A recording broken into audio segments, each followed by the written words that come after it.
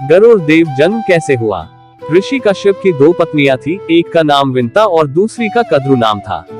एक बार ऋषि कश्यप ने पुत्रों की प्राप्ति की इच्छा हुई और उनकी पत्नी कद्रु से पूछा कि तुम्हें कितने पुत्र चाहिए।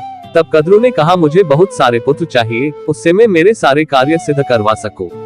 फिर ऋषि कश्यप ने विंता से पूछा कि तुम्हें कितने पुत्र चाहिए। तब विंता ने कहा मुझे केवल 2 पुत्र चाहिए जो कद्रु के सभी पुत्रों से अधिक शक्तिशाली और बलवान हो।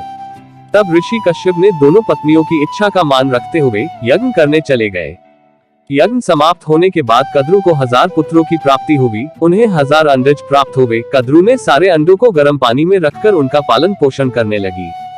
दूसरी ओर विंता को 2 अंडे मिले। फिर कश्यप ऋषि ने विंता को कहा ये दोनों अंडज को संभल कर रखना और कुछ भी हो जाए अपना धैर्य नहीं खोना। ऐसा कहकर ऋषि कश्यप तपस्या करने चले गए। अरुण का जन्म। फिर कद्रु के सारे अंडज में से एक एक कर 1000 सर्प के समान पुत्र बाहर आने लगे। वह नित्य उनके साथ खेलती रहती और वह बहुत खुश थी।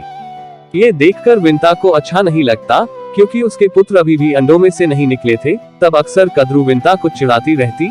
विंता को बड़ा गुस्सा आता पर वह क्या करती। एक बार विंता को बड़ा क्रोध आया और एक अंडा उठाकर जमीन पर फेंक दिया, ये देखने के लिए कि अंदर कुछ है भी या नहीं। विंता को मिला श्राप। तब अंडे में उन्हें उनका पुत्र जो बाद में अरुण नाम पड़ा वह उत्पन्न हुआ और अरुण ने कहा पिताजी के कहने पर भी आपने धैर्य नहीं रखा और मेरा पूरी तरह पोषण नहीं होने दिया। मैं आपको श्राप देता हूँ कि आप जीवन भर सेविका बनकर रहेगी। गरुड़ जी का जन्म। गरुड़ देव जन्म कैसे हुआ। फिर विंता को अपने ही पुत्र के श्राप के कारण कद्रु की सेविका बनना पड़ा।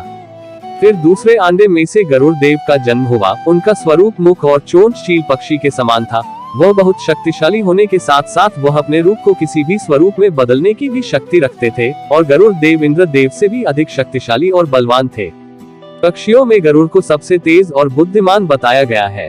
वह भगवान विष्णु जी के वाहन भी है।